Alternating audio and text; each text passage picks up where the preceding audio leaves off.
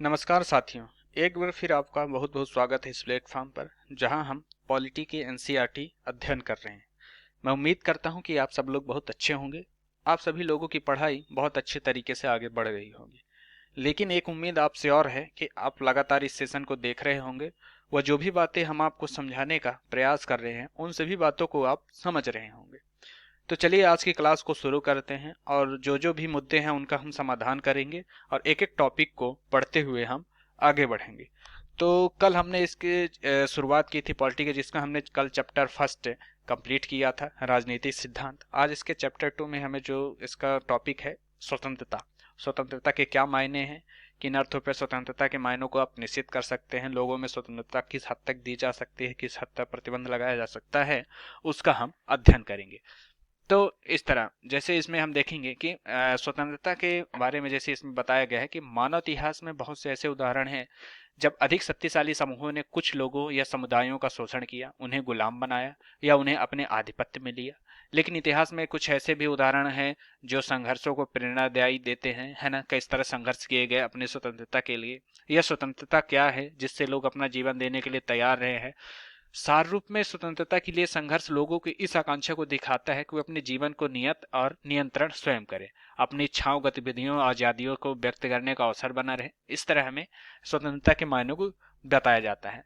पर जरूरी है कि कुछ व्यक्तियों की कुछ स्वतंत्रता की सीमाएं तय की जाएं, लेकिन यह माना जाता है कि ये सीमाएं हमें असुरक्षा से मुक्त करती हैं और ऐसी स्थितियां प्रदान करती है जिससे हम अपना विकास कर सके। राजनीतिक सिद्धांत में स्वतंत्रता के अधिकतर ऐसे चर्चों, ऐसे नियमों को विकसित करने पर केंद्रित रही जो सामाजिक रूप से आवश्यक सीमाओं और बाकी प्रतिबंधों के बीच अंतर स्पष्ट करती है ना।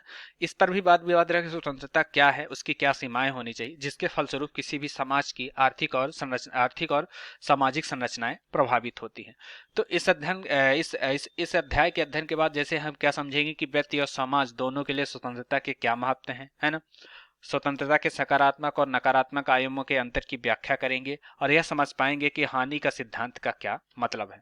तो आज के टॉपिक शुरू करते हैं जिसमें दिया गया है कि स्वतंत्रता का किन प्रतिबंधों में स्वतंत्रता के अभाव के रूप में जाना जाता है ना।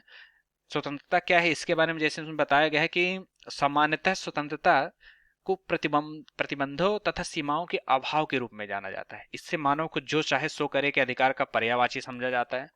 आपने क्या बताया है, जैसे जो चाहे सो करो की स्थिति में स्वच्छता की स्थिति कहा है, स्वच्छंदता की स्थिति क्या है जो प्राकृतिक अवस्था में उपलब्ध होती है। दूसरे शब्दों में स्वतंत्रता का अर्थ क्या होता है कि मानव उस कार्य करने का अधिकार पा जाता है जो वह करने की योग्य है ना। वर्कर के अनुसार क्या होता है, व्यक्तियों की स्वतंत्रता अन्य व्यक्तियों की स्वतंत्रता के साथ जुड़ी हुई है। स्वतंत्र व्यक्ति सामाजिक विकास, स्वतंत्र व्यक्ति का व्यक्तित्व विकास और तर्क संबंध बना होता है। 20वीं शताब्दी में जैसे महात्मा गांधी, नेल्सन मंडेला, आंग सान सू आदि व्यक्तियों ने शासन के भेदभाव, शोषणात्मक व दमनकारी नीतियों का विरोध कर स्वतंत्रता को अपने जीवन का आदर्श बनाया है। इस तरह हम देखेंगे स्वतंत्रता के क्या आयाम हैं। जैसे आपको यहाँ बताया गया है कि स्वतंत्रता के मुख्यतः दो आयाम हैं, पहला होता है नकारात्मक और दूसरा होता है सकारात्मक। हर पहलू में दो आयाम होते हैं, इसी तरह स्वतंत्रता के भी दो आयाम है, पहला नकारात्मक और दूसरा सकारात्मक। हम पहले देखेंगे नकारात्मक स्वतंत्रता क्या होती है। नकारात्मक भाव में यह निर्धारित है कि जहां तक संभव हो प्रतिबंधों का अभाव हो, मतलब किसी भी चीज में प्रतिबंध न हो, क्योंकि प्रतिबंध व्यक्ति की स्वतंत्रता में कटौती करता है। आपको जितनी प्रतिबंधितता रहेगी तो आपकी स्वतंत्रता उतनी तरह बाधित होगी, आप उतने स्वतंत्र तरीके से कार्य नहीं कर पाएंगे। इसलिए इच्छानुसार कार्य करने की छूट हो, है ना। व्यक्ति के कार्यों पर किसी भी प्रकार का प्रतिबंध न हो। तो यह एक तरह से नकारात्मक स्वतंत्रता को दर्शाता है कि आपको किसी भी कार्य को करने में मनाही न हो। जॉन स्टुअर्ट मिल और F.A. हायक आदि ने इसके समर्थ दिए हैं कि नकारात्मक स्वतंत्रता व्यक्ति की विकास के लिए बहुत ही जरूरी होता है। और सकारात्मक स्वतंत्रता जैसे हम देखेंगे कि सकारात्मक स्वतंत्रता क्या होती है। यह पहला है कि नियमों व कानूनों के अंतर्गत ऐसी व्यवस्था जिससे मनुष्य अपना विकास कर सके, उसके बारे में यह निश्चित करता है कि यह सकारात्मक स्वतंत्रता क्या होती है ना। यदि राज्य सार्वजनिक कल्याण का लक्ष्य प्राप्त करना चाहता है तो प्रतिबंध भी अनिवार्य है ना। अगर किसी राज्य को विकास करना है, सभी लोगों का विकास करना है और उस राज्य का कल्याण करना है तो प्रतिबंध भी अनिवार्य होता है। यह सकारात्मक स्वतंत्रता का एक आयाम होता है ना। मानव क्या रहता है, मानव समाज में रहता है, अकेले तो मानव रहता नहीं, वो समाज के साथ बंध के रहता है। उसके कार्य अन्य लोगों की स्वतंत्रता को भी प्रभावित करते हैं। मतलब किसी कार्य को आप करना चाहते हैं तो जरूरी नहीं है कि अगर आपको उस प्रतिबंध लगाया गया है तो आपके कार्य को न करने के बारे में बताएंगे, क्योंकि आपके उस कार्य करने से सामने वाले की स्वतंत्रता का भी हनन होता है। तो इसलिए कुछ कार्यों में स्वतंत्रता की प्रतिबंधता को भी निश्चित किया गया है। इसलिए इसका जीवन बंधनों द्वारा विनियमित होना चाहिए, है ना। तर्कयुक्त बंधनों की उपस्थिति होनी चाहिए, जो सकारात्मक स्वतंत्रता का एक महत्वपूर्ण आयाम होता है। इसके समर्थन कौन करते हैं? टी.एच. ग्रीन और प्रोफेसर ईसायाह बर्लिन आदि प्रतिबंधों के स्रोत हैं। इस मतलब सकारात्मक स्वतंत्रता जो होती है उसके मतलब एक तरह से समर्थक हैं। और यहाँ जैसे हम इसको देखेंगे कि स्वतंत्रता के बारे में नेताजी सुभाष चंद्र बोस के क्या विचार थे, उसको जैसे हमें देखेंगे तो इसमें लिखा है कि हम विचारों में क्रांति लाना चाहते हैं। नेताजी सुभाष चंद्र बोस का कहना था कि हम विचारों में क्रांति लाना चाहते हैं। सबसे पहले हमारे सामने एक ऐसा आदर्श होना चाहिए जो हमारे पूरे जीवन में एक उमंग भर दे, है ना। यह आदर्श स्वतंत्रता का है। स्वतंत्रता ही एक ऐसा आदर्श है जो हमारे पूरे जीवन में एक तरह से खुशियों की लहर दौड़ा सकता है। क्योंकि स्वतंत्रता जितनी ज्यादा होगी, स्वतंत्रता जितना भी विचार शब्दों में होगी, वो हमारे कार्य करने में उतना ही सहायक होता है। लेकिन स्वतंत्रता एक ऐसा शब्द है जिसके बहुत सारे अर्थ होते हैं। हमारे देश में स्वतंत्रता की अवधारणा का विकास एक प्रक्रिया से गुजरी है। स्वतंत्रता से मेरा आशय ऐसी सर्वांगीण स्वतंत्रता से है जो व्यक्ति और समाज की हो, अमीर और गरीब की हो, स्त्रियों और पुरुषों की हो, सभी लोगों और सभी वर्गों की हो। इस स्वतंत्रता का मतलब न केवल राजनीतिक गुलामी से मुक्ति होगी, बल्कि संपत्ति का समान बंटवारा भी होगा, जातिगत अवरोधों और सामाजिक असमानताओं का अंत होगा, है ना। सांप्रदायिकता और धार्मिक असहिष्णुता का सर्वनाश भी होगा। यह आदर्श व्यवहार कुशल स्त्री पुरुष का स्वप्न का सरीखा लग सकता है, लेकिन केवल यही आदर्श आत्मा की भूख भी मिटा सकता है। तो इस तरह ये स्वतंत्रता के बारे में नेताजी सुभाष चंद्र बोस थे, नेताजी सुभाष चंद्र बोस के विचार थे, जो 19 अक्टूबर 1969 के लाहौर में एक छात्र सम्मेलन में इन्होंने अध्यक्षीय भाषण जो दिया था, उस भाषण का एक तरह से ये सारांश है जो आपके सामने प्रस्तुत किया गया था। अब प्रतिबंधों का जो स्रोत होता है, मतलब स्वतंत्रता के प्रतिबंधों का जो स्रोत होते हैं वो कहाँ होते हैं, कैसे होता है? व्यक्ति की स्वतंत्रता पर प्रतिबंध का प्रभुत्व बाहरी नियंत्रण में लग सकते हैं, है ना। यह प्रतिबंध बलपूर्वक या सरकारें कानूनों द्वारा लगा सकती है ना। जैसे कि दक्षिण अफ्रीका में रंगभेद की व्यवस्था थी, है ना। सामाजिक असमानता, जाति प्रथा भी स्वतंत्रता पर प्रतिबंध हो सकती है। अत्यधिक आर्थिक समानता भी प्रतिबंध का एक स्रोत हो सकती है, मतलब आर्थिक समानता भी एक प्रतिबंध का स्रोत है। सामाजिक जो जातिगत है उस पर स्वतंत्रता का प्रतिबंध किया जा सकता है, कि मतलब जातिगत प्रथा ज्यादा न चले। अफ्रीका में जो रंगभेद है ये प्रतिबंध के स्रोत थे, है ना। प्रतिबंधों की आवश्यकता किन अर्थों पे होती है, फिर क्यों जरूरी होती है? मुक्त समाज में अपने विचारों को रखने के लिए व जीने के अपने तरीके विकसित करने के लिए प्रतिबंधों की आवश्यकता होती है। क्योंकि अगर प्रतिबंध नहीं होंगे, आप मुक्त समाज में अपने विचार को नहीं रख पाएंगे, अपने तरीकों विकसित नहीं कर पाएंगे, क्योंकि क्योंकि स्वतंत्रता उस तरह से आपके प्रतिबंधों में नहीं होगी। इससे क्या होता है कि लोग बाग कुछ चीजों का ज्यादा फायदा उठाकर उन चीजों पर ज्यादा भेदभाव, और फिर जैसे नस्ली जो भेदभाव होते हैं, अगर प्रतिबंध नहीं होंगे तो लोग बाग मतलब जो नस्ली भेदभाव होते हैं, रंग भेद के जो भेदभाव होते हैं वो ज्यादा करने लगे। इसलिए प्रतिबंध भी एक तरह से आवश्यक है ना। दूसरे व्यक्ति के अधिकारों की पूर्ति हेतु भी आवश्यक होता है। सार्वजनिक कल्याण के लक्ष्य हेतु भी जरूरी है, टकराव की स्थिति को रोकने के लिए और सीमित संसाधनों में उचित बंटवारे के लिए प्रतिबंध की आवश्यकता होती है। अगर प्रतिबंध नहीं होगा तो किसी एक समाज, किसी एक व्यक्ति, किसी एक मतलब ताकतवर इंसान के द्वारा जितने भी सीमित संसाधन है उनका ज्यादा उपयोग किया जा सकता है। इसलिए कुछ अर्थों में स्वतंत्रता में प्रतिबंधों की भी आवश्यकता होती है। हम देखेंगे हानि का सिद्धांत क्या है।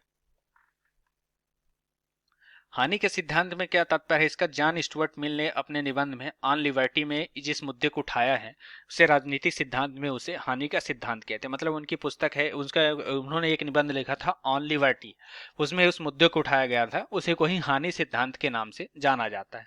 तो इसकी परिभाषा क्या है कि किसी कार्य को करने की स्वतंत्रता में हस्तक्षेप करना इकलौता ऐसा आत्मरक्षा है या किसी अन्य को हानि से बचाना हो सकता है जो हानि का सिद्धांत कहता है। मतलब किसी कार्य को करने की स्वतंत्रता में हस्तक्षेप करना, मतलब कोई काम कर रहे हैं तो उसके स्वतंत्रता में जब हस्तक्षेप आप करते हैं, है ना, और आपका इकलौता लक्ष्य क्या होता है? आत्मरक्षा होता है, या किसी के अन्य के हानि से बचाना भी आपका हानि का सिद्धांत कहलाता है ना।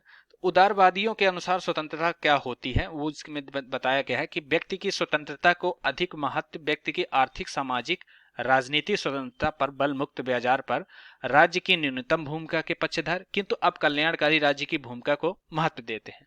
तो उदारवादियों की स्वतंत्रता क्या होती है कि व्यक्ति की स्वतंत्रता को अधिक महत्व दिया जाए, आर्थिक और सामाजिक राजनीतिक स्वतंत्रता पर बल मुक्त बाजार के नियंत्रण हो, है ना, सरकार का कम हो, और राज्य क्या करें कि आप कल्याणकारी राज्य की भूमिका भी अदा करें। यह उदारवादियों के अनुसार स्वतंत्रता की एक व्याख्या होती है। और समाजवादियों के अनुसार क्या होती है, स्वतंत्रता एक आर्थिक पहलू का अधिक महत्वपूर्ण है। मतलब स्वतंत्रता का आर्थिक पहलू जो होता है समाजवादियों के अनुसार वो अधिक महत्वपूर्ण होता है। तो स्वतंत्रता के पहलू में हम देखेंगे कि पहला होता है कि स्वतंत्रता के पहलू में पहला है नकारात्मक पक्ष होता है, दूसरा है सकारात्मक पक्ष। नकारात्मक पक्ष में हम देखें कि इसमें व्यक्ति के कार्यों पर कोई प्रतिबंध नहीं होता, इच्छानुसार करने की छूट होती है, जो है एक नकारात्मक स्वतंत्रता का नकारात्मक पक्ष होता है। और सकारात्मक क्या होता है, नियमों व कानूनों के अंतर्गत ऐसी अवस्था जिससे मनुष्य अपना विकास कर सके। तो यह स्वतंत्रता का सकारात्मक पक्ष होता है ना।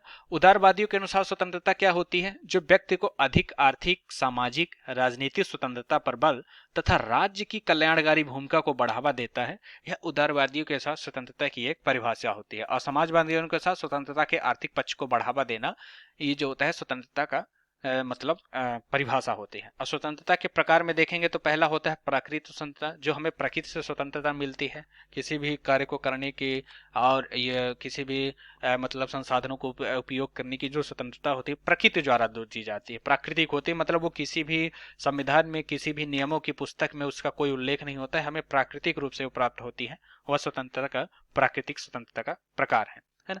उदारवादियों के अनुसार जैसे हम यहाँ देखेंगे तो उदारवादियों के अनुसार क्या होता है, उदारवाद क्या होता है, जब हम कहते हैं कि उनके माता पिता बड़े उदार हैं, है ना, हम अक्सर यह कहना चाहते हैं कि वे बड़े सहनशील, मतलब आप जितने उदार हैं उतने आप सहनशील हैं।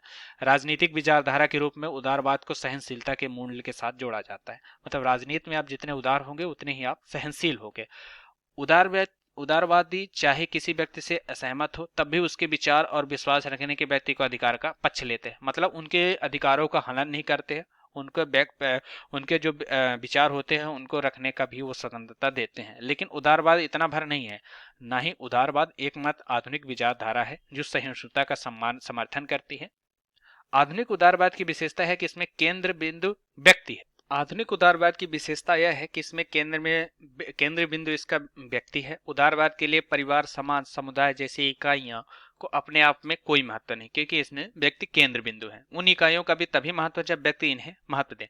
अगर व्यक्ति इन्हें महत्व देगा तभी इसमें उदारवाद में परिवार और समाज का महत्व होता है। ऐतिहासिक रूप से जैसे हम देखेंगे कि उदारवाद ने मुक्त बाजार और राज्य की न्यूनतम भूमिका का पक्ष किया है। मतलब अगर उदारवादी विचारधारा से आप प्रभावित हैं, उदारवाद विचारधारा को आप समर्थन करते हैं, तो ऐसे में आप राज्य की न्यूनतम भूमिका का आप पक्ष लेते हैं। मतलब उसमें राज्य का ज्यादा हस्तक्षेप ना हो और मुक्त बाजार वाली सुविधा हो। हालांकि अब वे कल्याणकारी राज्य की भूमिका को भी स्वीकार करते हैं, है ना, मानते हैं कि सामाजिक और आर्थिक असमानताओं को कम करने वाले उपायों की भी जरूरत होती है। तो इस तरह से आप ये देख सकेंगे कि इसमें मतलब ये बताया गया है कि उदारवाद का क्या कितने अर्थ में मायने हो सकते हैं।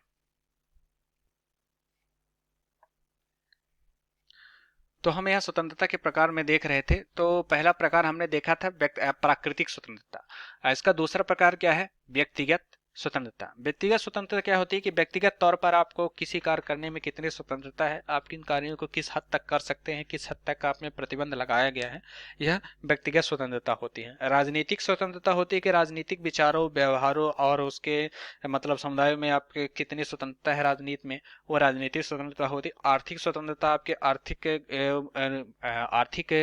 आपके प्रभावों पर होती है, और राष्ट्रीय स्वतंत्रता आपके राष्ट्र के लिए होती है। तो इस तरह से यह स्वतंत्रता के विभिन्न प्रकार हो गए। उदारवादी बनाम मार्क्सवादी धारणा, यह एक महत्वपूर्ण बिंदु है इस अध्याय का। इसमें उदारवाद क्या है और उसमें मार्क्सवाद में क्या अंतर है उसके बारे में। ऐतिहासिक रूप से जो है उदारवाद ने मुक्त बाजार और राज्य की न्यूनतमता का पक्ष लिया। मतलब उदारवाद जहां है वहां मुक्त बाजार की रणनीति होगी और राज्य वहां न्यूनतम हस्तक्षेप करेगा। हालांकि उससे अब क्या है, कल्याणकारी राज्य की भूमिका को स्वीकार करते हैं, जो मानते हैं कि सामाजिक आर्थिक असमानताओं को कम करने वाले उपायों की जरूरत है ना।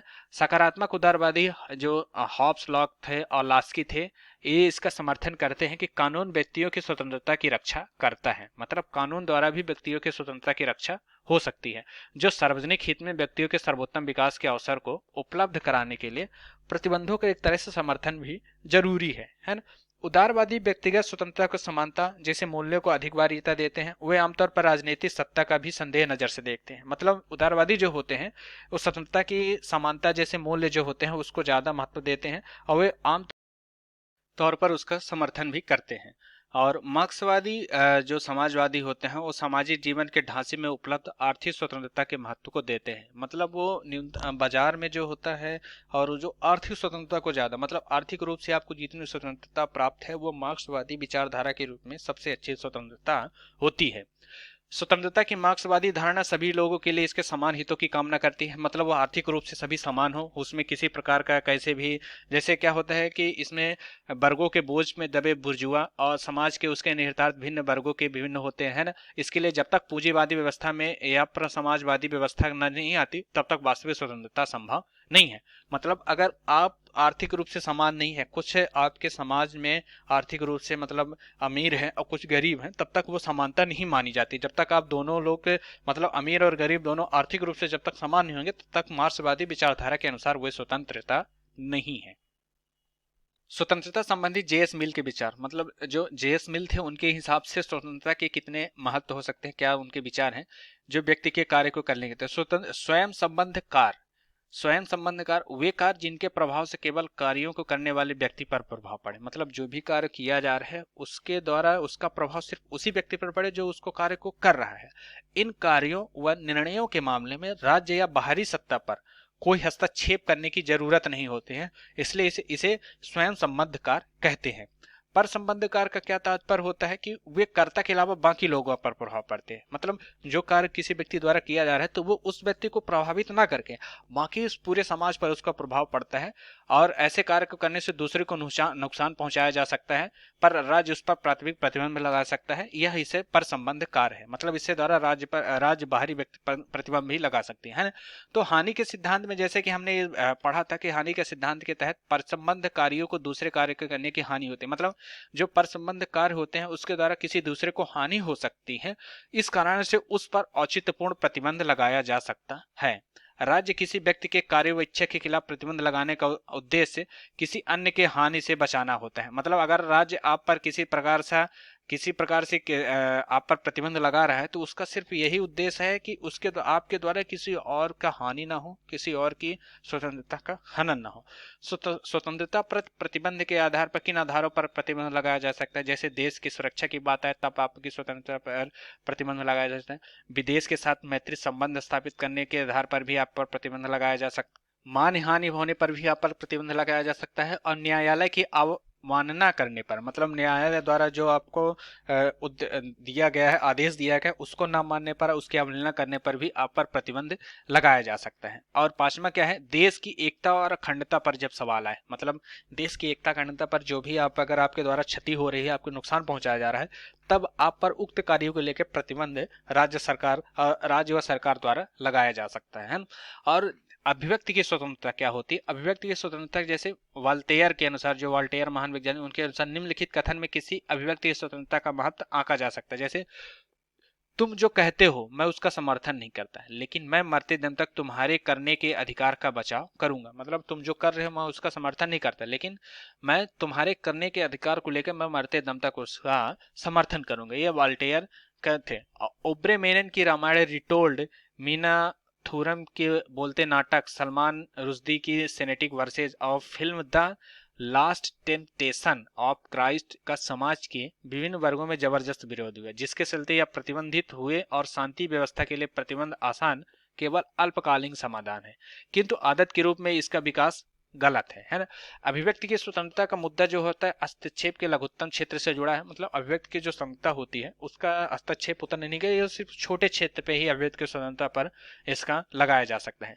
जॉन स्टुअर्ट मिल ने अपनी पुस्तक ऑन लिबर्टी में सबल तर्क रखते हुए अभिव्यक्ति की स्वतंत्रता उन्हें भी होनी चाहिए जिनके विचार आज की स्थितियों में गलत हो और भ्रामक लगे, क्योंकि जरूरी नहीं है कि अगर कोई आपका विचार है वो आज की स्थितियों में गलत है तो भविष्य में वो सही नहीं हो सकते। क्योंकि कहीं कहीं आप देखते हैं कि किसी भी विचार को किसी समाज में किसी एक भौगोलिक क्षेत्र में गलत होता है, लेकिन वही दूसरे समाज में दूसरे भौगोलिक क्षेत्र में वही विचार बहुत ही उचित होता है। इसमें जो चार सबल तर्क दिए गए हैं कि कोई भी विचार पूरी तरह से गलत नहीं होता, उसमें सच्चाई का भी कुछ अंश होता है।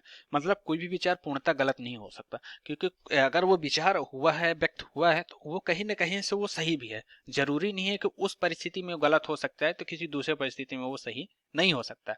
सत्य स्वयं से उत्पन्न नहीं होता, बल्कि विरोधी विचारों के टकराव से पैदा होता है। मतलब सत्य कोई ऐसा वो नहीं है कि आप स्वयं से उत्पन्न हो जाएगा। और जब किसी बात का विरोध आप करेंगे, किसी विचार से आप असहमत होंगे, उसका आप जब तर्क देंगे, तो वहां से भी सत्य की उत्पत्ति भी हो सकती है।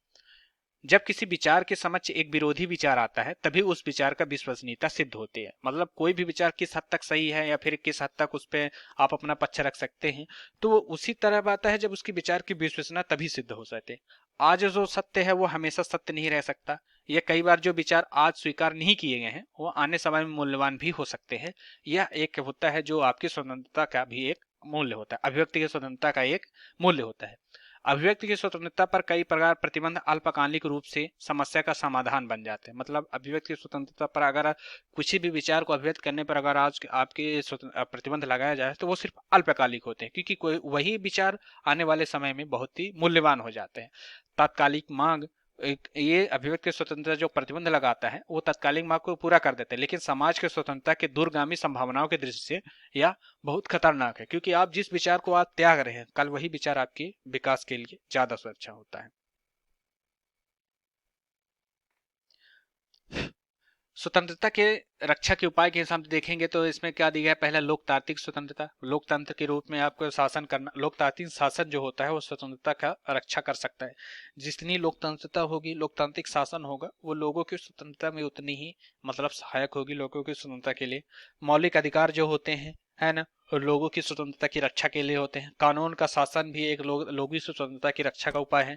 न्यायपालिका जितनी स्वतंत्र होगी, लोगों की स्वतंत्रता उतनी हद तक रहेगी और लोगों को इतनी स्वतंत्रता प्राप्त होगी। शक्तियों का विकेंद्रीकरण हो, मतलब अगर शक्ति शासन किसी एक व्यक्ति के हाथ में हो, किसी केंद्रीकृत एक व्यवस्था के हाथ में हुआ, तो वहां स्वतंत्रता उतनी मायने में नहीं रह पाएगी जितना विकेंद्रीकरण शासन में होता है ना।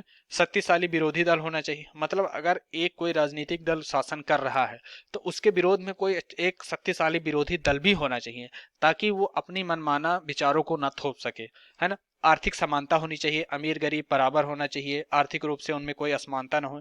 अब विशेषाधिकार ना हो कि अगर आप अमीर हैं तो आपके लिए इतनी सुविधाएं दी जा सकती है, आप गरीब हैं तो आपको ये सुविधाएं नहीं दी जा सकती। तो ये विशेषाधिकार का हनन ना हो। और जागरूक जनमत हो, मतलब जो जनमत हो, जो लोगों का समूह हो, वो जागरूक हो, अपने अधिकारों को लेके अपनी स्वतंत्रता के प्रति वो सचेत हो, है ना।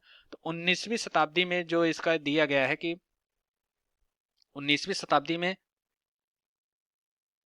अभिव्यक्ति की स्वतंत्रता के बारे में जैसे इसमें दिया है कि 19वीं शताब्दी में ब्रिटेन के एक राजनीतिक विचारक जॉन स्टुअर्ट मिल हुए, है ना। उन्होंने अभिव्यक्त और विचार में वाद विवाद की स्वतंत्रता का बहुत ही भावपुष्ट प्रस्तुत किया। उनकी पुस्तक जो थी ऑन लिबर्टी, जैसे कि हम पहले भी चर्चा कर चुके हैं इसके बारे में, उसमें उन्होंने स्वतंत्रता के अभिव्यक्ति की स्वतंत्रता उन्हें भी होनी चाहिए जिनके विचार आज की स्थितियों में गलत है और भ्रामक लग रहे हैं। पहला कारण यह है कि कोई विचार पूरी तरह से गलत नहीं हो सकता। जो हमें गलत लगता है उसमें सच्चाई का तत्व भी होता है।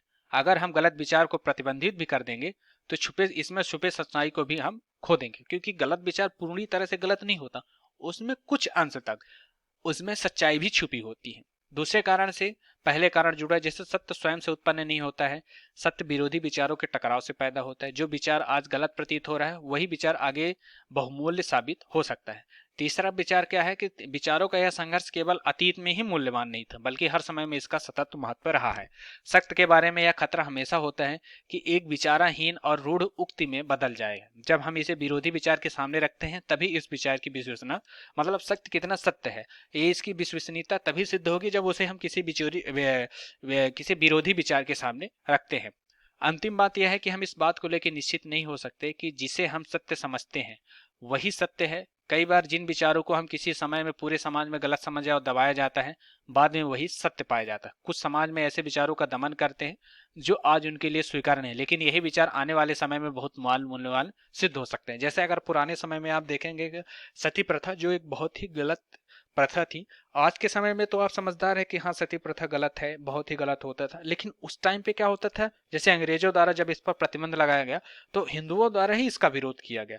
तो जरूरी नहीं है कि आज के समय में जो आपको विचार है वो गलत होंगे, क्योंकि वह विचार उसी समाज और उसी मतलब जियोग्राफिकल एरिया में गलत हो सकेंगे, लेकिन भविष्य में वही विचार, वही तर्क ज्यादा मूल्यवान साबित होते हैं, जो दमनकारी समाज के संभवशील लाभ के ज्ञानों से वंचित रह जाते हैं।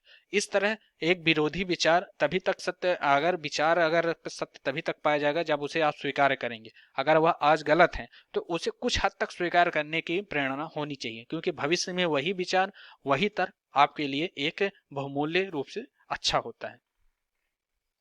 तो इस तरह हमारा आज का सेकंड चैप्टर कंप्लीट हुआ। उम्मीद है आप लोगों को यह चैप्टर पसंद आया होगा, आप अपने दोस्तों को शेयर करेंगे, और जो भी इसमें आपके लिए नए नए विचार होंगे या फिर जो भी आपके लिए सही होगा आप उसे कमेंट के माध्यम से बताएं, हम उसे अगले चैप्टर में ऐड करेंगे।